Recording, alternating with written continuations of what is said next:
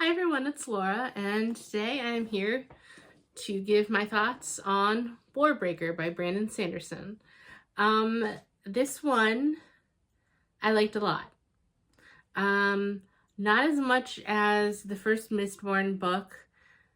I do appreciate that it's standalone. I was invested in the characters. Basically, the story is of two kingdoms. I don't know, I'm probably going to butcher the name of Halandrin is one where they have a court of returned gods and a god king. And they are the prosperous, colorful nation. And then there are the Idrians in Idris. I think that's how you pronounce it. And they are officially the human royal line that fled when this was a unified country. They fled to the mountains and are kind of in exile. But there's tension between the two countries, and they have a peace treaty. And in it, the king of Idris has agreed to send his daughter when she reaches her 22nd birthday to marry the God King. The thing is that the king of Idris, he has 4 children. He has 1 son and 3 daughters. And one daughter, the eldest daughter, Vivanna, has prepared for her entire life for this role.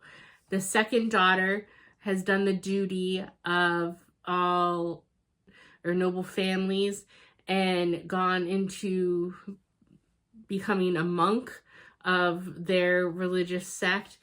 And then their youngest daughter, Ciri, she has basically been able to run free her entire childhood and life to do whatever she wants. She's kind of headstrong, rebellious, full of life, doesn't care about listening to her tutors or, being chastised by her father.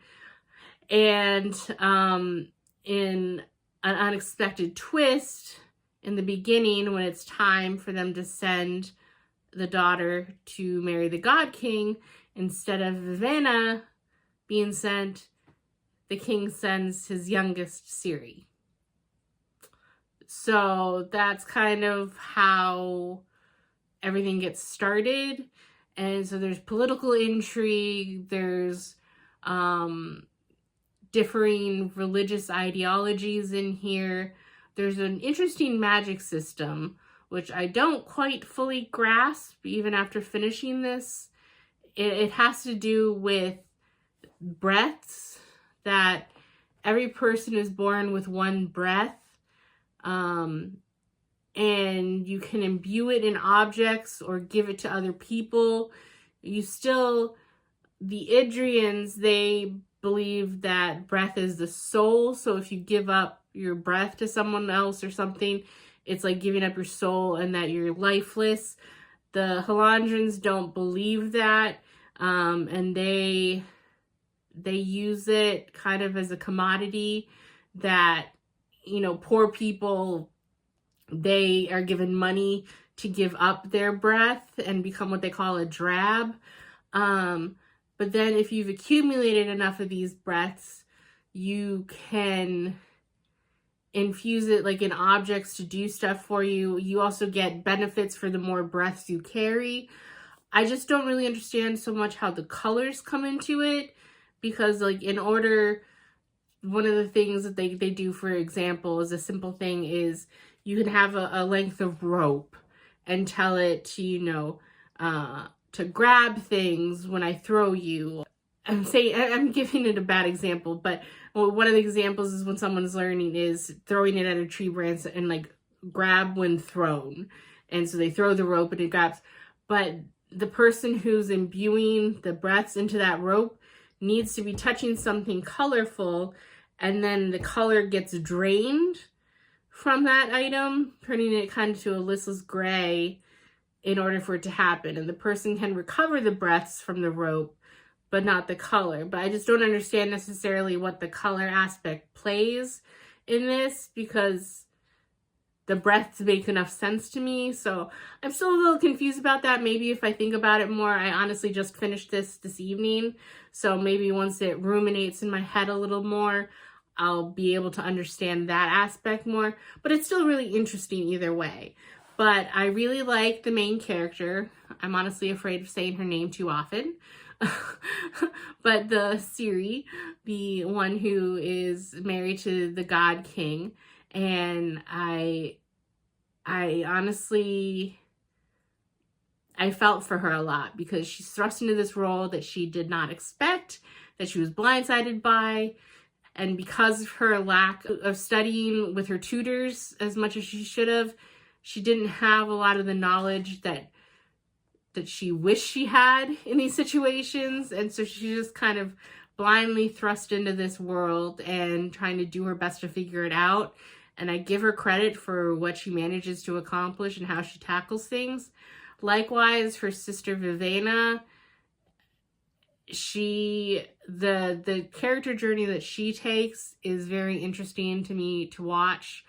Because I mean, what do you do when you're basically told your entire life that this is your purpose, this is what you're trained for, this is what you're going to do, and then just to have that rug pulled out from you at the last minute, like she's floundering to how to help her people, and she feels bad for her younger sister, because I believe Ciri's only 17, I want to say, in this, when this happens. So, I mean, her younger sister, she's worried, like many older siblings would be, and what's the right thing to do for her people and her sister and for herself. And the journey she goes on is very interesting, and I found myself looking forward to see what happens next to her. Now, what I've also determined from this is, now that I've read the Mistborn trilogy, the First Era, and this, I definitely also think I just gotta have to be careful with anything Brandon Sanderson writes going forward, that he's very devious, because I go into this environment, you know, country's on the brink of war, I don't want to trust anybody, I'm side-eyeing all the new characters that are introduced, and just when I get lulled into a false sense of security, I buy it hook, line, and sinker. You know, people betray each other and things I didn't see coming, and it's a wild, wild ride, and it was really good, and I really enjoyed it overall. And I definitely think that this is going to be one that sticks with me for a while, because the end, while it's satisfying, it also has a little bit of open-endedness that means that it's going to be up in my noggin for a while. I'm going to be noodling out what I think happens or could happen or should happen, and probably devising my own pathetic attempts of what the future holds for these characters. And I appreciate it when a book sticks with you after you finished it. So I give this a 4.5 overall rating, because like I said, I really enjoyed it, but not necessarily as much as the first Mistborn, which I gave a 5. And while the Mistborn, I really liked their magic system and it made a lot of sense to me, this one was a little more convoluted, but I still enjoyed what I did understand of it. So 4.5, really enjoy it, would recommend. And yeah, so this is it for my current Sanderson. I will come back to you once I have read the next one, which I believe the next book I will read by him is Trust of the Emerald Sea. So those are my thoughts, and I will see you in the next video. Bye.